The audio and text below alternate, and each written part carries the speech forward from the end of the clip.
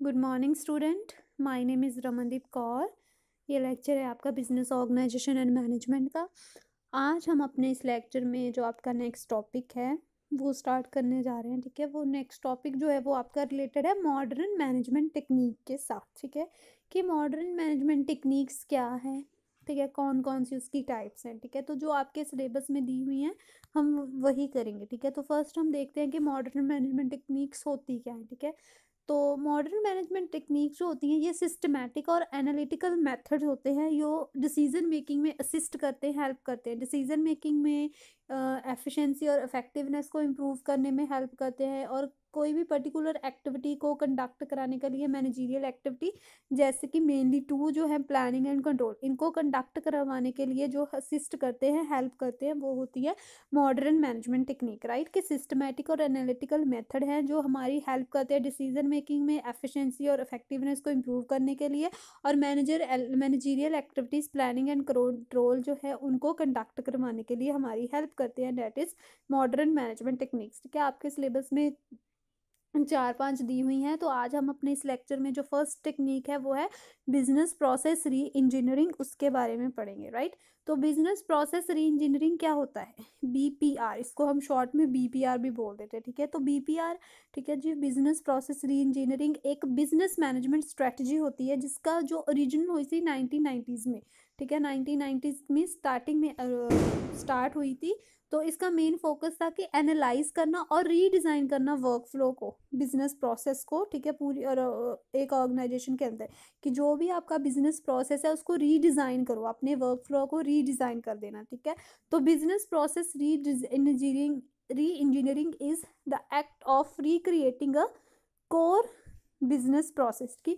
Business process री engineering का मतलब क्या होता है कि हमारा जो बिजनेस प्रोसेस है उसको रिक्रिएट करना, दोबारा से पूरा बिजनेस प्रोसेस है उसको रिक्रिएट करना। इसका मेन गोल यही होता है कि आपने अपनी आउटपुट इंक्रीज करनी है, प्रोडक्ट की आउटपुट इंक्रीज करनी है, क्वालिटी और रिड्यूसिंग करनी है, कॉस्ट को रिड्यूस करना है। ठीक है, ये इसका मेन एम होता है। क्यों आपने दोबारा से बिजनेस प्रोसेस रिक्रिएट करना है? ताकि आप अपनी क्वालिटी इंक्रीज कर सको, आउटपुट इंक्रीज कर सको, और जो कॉस्ट है उसको रिड्यूस कर सको, कम कर सको। ठीक है, तो इसकी बीपीआर की डेफिनेशन जो है वो दी है according to Hammer and champi.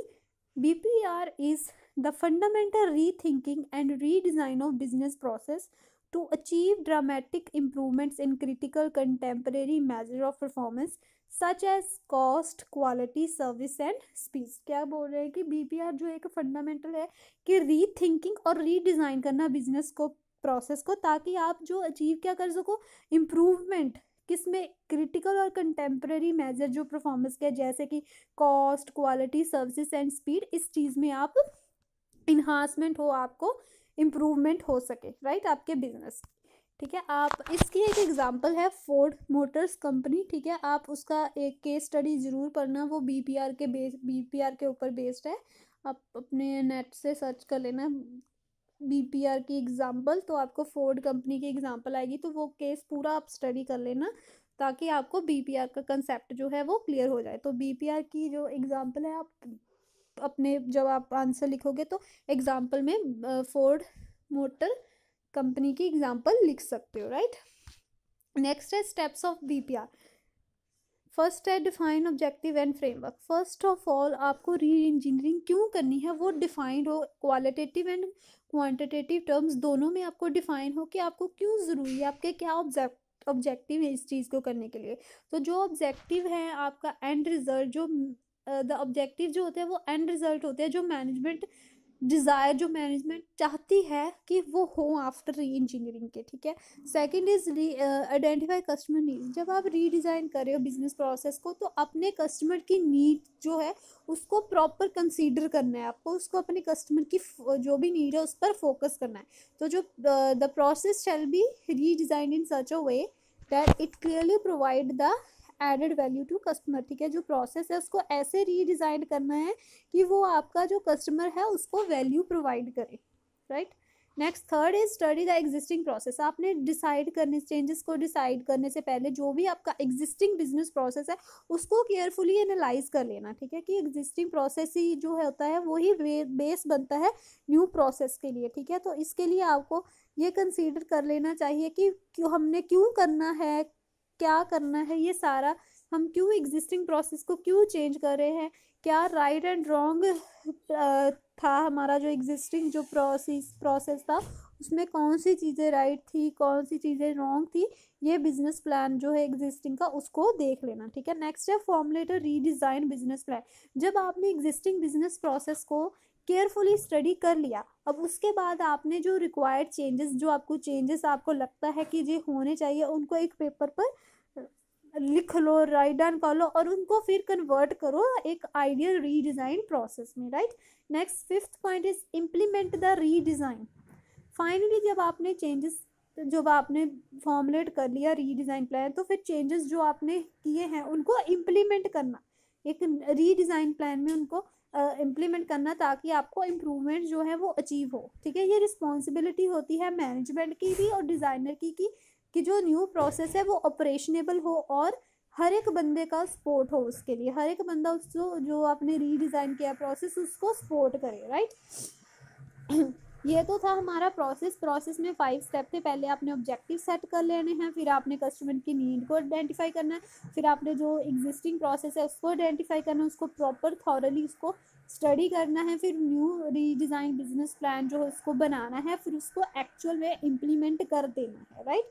Next अब हमारे पास आती है एडवांटेजेस ऑफ BPR, जो बिजनेस प्रोसेस री इंजीनियरिंग के एडवांटेजेस है।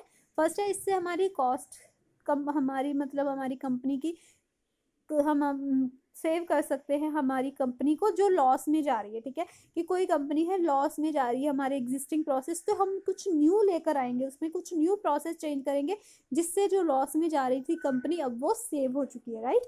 नेक्स्ट है न्यू बिजनेस डायमेंशंस। आपको find of new business dimensions के बारे में पता चलता है जब आप न्यू प्रोसेस स्टार्ट करते हो। फिर कॉन्टिन्यूस इंप्रूवमेंट की वजह से आपकी जो बिजनेस परफॉर्मेंस है वो इंक्रीज होती रहती है, क्वालिटी इम्प्रूव होती रहती है और आपके कस्टमर जो हैं वो भी ज़्यादा सेटिस्फाइड होते हैं, राइट।